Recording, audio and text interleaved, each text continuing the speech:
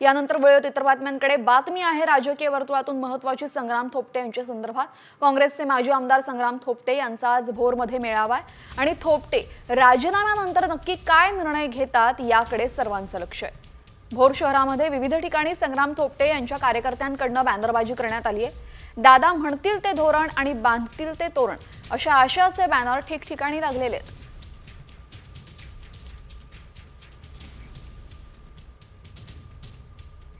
एक नागरिक म्हणून आता बोरचे बरेच प्रश्न प्रलंबित आहेत। राजकीय कारखाना असू द्या, आता बोरातला ऊस, बोरमध्ये ऊस होता तो ऊस पण बंद झाला। आता पैसे निधी भेटत नाही, सरकार निधी भेटत नाही त्यांना, नाही का कारखाना चालू करायसाठी। त्यांना फडणवीसांच्या किंवा अमित शहाच्या यातून काहीतरी त्यामुळे त्यांनी जाणं चांगलंच आहे। इव्हन भोरची जनता, भोरची युवा पिढी सगळी दादांसोबत आहे। युवा पिढीसाठी, तरुण पोरांसाठी दादांनी भरपूर काय केले। मोठे मोठे कॉलेज असतील, मोठे मोठे विद्यापीठ असतील, दादांनी प्रत्येक गोष्टीला सहकार्य केले। त्यामुळे अख्खी भोरमधली पूर्ण युवा पिढी दादांसोबत असणार आहे। दादा म्हणतील ते तोरण, दादा बोलतील ते धोरण।